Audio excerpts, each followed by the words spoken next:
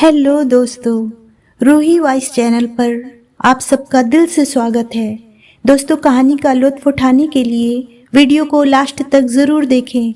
अगर कहानी पसंद आए तो चैनल को सब्सक्राइब करें और वीडियो को लाइक ज़रूर कर दें। तो चलिए दोस्तों, शुरू करते हैं। मेरे कॉलेज की 3 कंपनियां आके चली गई थी और मेरा प्लेसमेंट अभी भी नहीं हुआ था। हौसला बढ़ाने के लिए घर पर माँ थी और महीने में एक बार फ़ोन करके पैसे हैं कि नहीं पूछने वाले पिताजी भी, पर मैं उनकी मनोदशा नहीं बताना चाहता था उनको। हाँ, एक और भी तो थी मेरे पास जो सब जानती थी, जो हिस्सा रही है इस सफ़र का 2000 से लेके 2006 तक।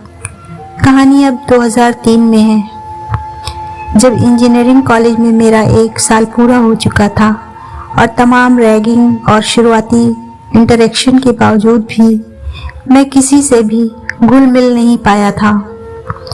वो थी मेरे ही आसपास। कई बार बुक बैंक में नज़रें मिली, कई बार एक ही टेबल पर आमने सामने पढ़े, नेस्कैफे पर एक ही ग्रुप में खड़े होकर कॉफ़ी पी थी, पर मैं सिर्फ और सिर्फ उसका नाम ही जान पाया था और ये भी श्योर नहीं था कि वो भी मुझे नाम से जानती है क्या। मुझे याद है मेरी और उसकी बॉन्डिंग पहली बार एनुअल कॉलेज फेस्ट में हुई थी, जब हम दोनों ही नीली जीन्स और ग्रे टी शर्ट में कॉलेज आए थे और कॉलेज रॉक बैंड में परफॉर्म करने पर भीड़ में सबसे पीछे खड़े होके बाकी लोगों को सिर हिलाते और नाचते देख रहे थे। शायद मन था भीड़ में शामिल हो, पर शायद झिझक भी थी। इसीलिए हर बीट पर दोनों के दाहिने पैर टैप कर रहे थे। जब पहली बार तुमसे बात हुई थी, मैंने सीधे तुम्हारा नाम ही लेके बात शुरू की थी और उन लोगों पे जोक मारा था जो नाच रहे थे हेड बैंगिंग करते हुए। तुम खिलखिला के हंसी थी। फिर तुमने मुझसे पूछा मैं रेगुलरली बुक बैंक क्यों नहीं आता हूँ, और मैंने जवाब दिया बस यूं ही। तुम फिर से मुस्कुराई थी। उस दिन हमने फ़ोन नंबर भी एक्सचेंज किए और फेस्ट ख़त्म होने के बाद मैं उधर इधर की बातें करता हुआ तुम्हारे साथ वॉक करते हुए तुम्हारे हॉस्टल के गेट तक गया था।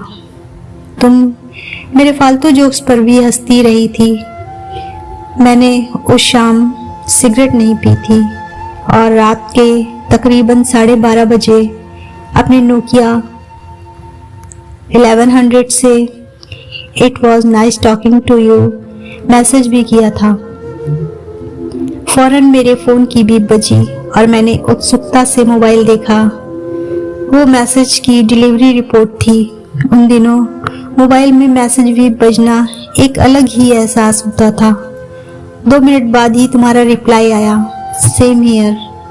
फिर अगले दिन मैं अपने रूम पार्टनर की प्रेस की हुई शर्ट पहनकर कॉलेज पहुंचा था और हमारी बातों के सिलसिले उस दिन से शुरू हो गए थे। कैंटीन से लेके कॉफ़ी तक और लैब से लेके बुक बैंक तक हम साथ ही रहते और कॉलेज से लौटते वक्त मोबाइल पर मैसेज। मुझे याद है तुम कैसे पढ़ते वक्त अपनी उंगलियों में पेन घुमाया करती थी और न्यूमेरिकल सॉल्व करते वक्त कैसे अपने बालों की लट को कान के पीछे ले जाया करती थी। तुम कुछ पूछ न लो इस डर से मैं भी पहले से ही पढ़कर आता था और बुक बैंक में नजरें बचाकर बस तुम्हें देखता रहता। मुझे आज तक याद है कि कैसे मैं कोशिश करता था कि फ़ोन मेमोरी फुल होने पे मैं तुम्हारे मैसेज डिलीट ना करूं, कभी सिम में ट्रांसफ़र करूं तो कभी ड्राफ्ट बना के सेव कर लूं। वो साथिया की रिंगटोन जो तुमने सेंड की थी, वो तब तक मेरी रिंगटोन रही जब तक वो फ़ोन मेरे पास रहा। मुझे याद है कि तुम कहती थी कैसे ये हर कैसेट में दूसरा गाना बेस्ट होता है। मैं नहीं भूल सकता वो शाम जब हम पहली बार फिल्म देखने गए थे। मैंने दोस्त की CVZ उधार ली थी और फिल्म से लौटते वक्त बस अड्डे के पास गोलगप्पे खाए थे हम दोनों ने। उस शाम जब मैंने तुम्हें हॉस्टल छोड़ा था, तब कैसे हॉस्टल की एंट्री के पास हमने घंटों बेवजह की बातें की थी। तुम अंदर जाना नहीं चाहती थी और मैं भी वापस नहीं जाना चाहता था। बातों बातों में रात का 1 बज गया था। उस दौर में नींद भी कहाँ आती थी।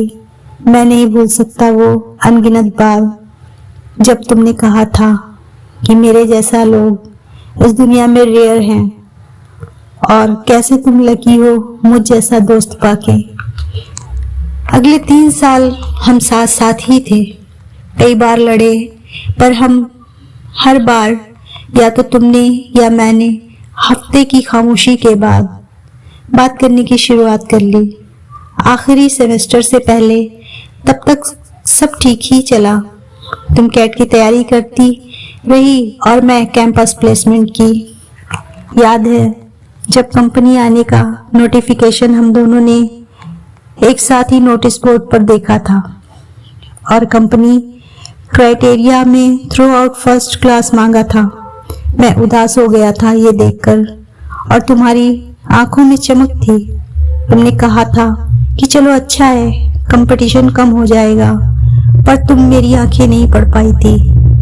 खैर, मैंने भी कभी बताया नहीं कि कैसे 12वीं के पेपर में मेरा अपेंडिक्स का ऑपरेशन हुआ था और मैं कंपटीशन से बिना फेल हुए ही बाहर हो गया था। जिस दिन इंटरव्यू हुए मैं कॉलेज नहीं आया। तुम्हें बेस्ट ऑफ लक का मैसेज किया और बैठा रहा हॉस्टल के कमरे में। शाम को तुम्हारा मैसेज आया, सिलेक्टेड। मैंने कांग्रेस रिप्लाई किया और तुमने नाम गिनाए कि किस किस का सिलेक्शन हुआ है। 2 दिन बाद तुम्हारे साथ सेलेक्ट हुए लोगों की पार्टी की खबर भी ऐसे ही उड़ते उड़ते मिली। अगली कंपनी आई, उससे भी वही क्राइटेरिया था। मैं अब निराश हो चला था और तुम्हारे भी दोस्त बदल चुके थे। अब तुम्हारे पास एक नया ग्रुप था, वो लोग जो एक साथ उस कंपनी में प्लेस हुए थे और मेरे आसपास ही मेरे ही तरह हारे हुए लोग कुछ एजुकेशन लोन के तले दबे थे या अपने परिवार के सपनों तले। आखिरी सेमेस्टर था। इस बार तुम्हारे बुक बैंक के साथी भी बदल गए थे और मैंने भी बुक बैंक आना बंद कर दिया था। अब मैसेज टोन भी कम ही बजती थी और साथिया वाली रिंगटोन मैंने सिर्फ तुम्हारे नंबर पे ही असाइन कर दी थी। एक अजीब सी खामोशी आ चुकी थी हम दोनों के बीच। मैं कई बार तुम्हें फोन करके रोना चाहता था, अपनी असफलता की कहानियां तुमको सुनाना चाहता था। कई बार नंबर डायल करके रिंग जाने से पहले मैंने काट दिया। वो अंधेरे के दिन थे, फाइनल एग्जाम वाले दिन हम लगभग एक अजनबी की ही तरह मिले। तुमने पिछले 3 साल याद किए और मुझे बताया कि कैसे I have been the best person you have ever met। हमने एक और बार कॉफी साथ पी, जो संभवतः हमारी आखिरी कॉफी थी। मैं उस शाम ज्यादातर खामोश ही रहा। जब कॉफी खत्म हुई तो मैंने पूछा, चलो हॉस्टल छोड़ देता हूँ तुम्हें। तुमने मुस्कुरा कर कहा, नहीं, अभी किसी के साथ मूवी का प्लान है। उस किसी का अंदाजा मुझे भी था, क्योंकि वो शख्स नेस्कैफे के पीछे से शशांकित भाव से मुझे देख रहा था। पर जिसकी वक्त ने ले ली हो, वो दर्द से कराह भी नहीं पाता। मैं चुप ही रहा और तुमने जाते जाते कहा, बी इन टच। तो दोस्तों, आपको ये कहानी कैसी लगी? अगर ये कहानी पसंद आई हो तो प्लीज मुझे सपोर्ट करें और हमारे चैनल को सब्सक्राइब करके बेल आइकन दबाएं और वीडियो को लाइक कर दें। वीडियो देखने के लिए दिल से शुक्रिया।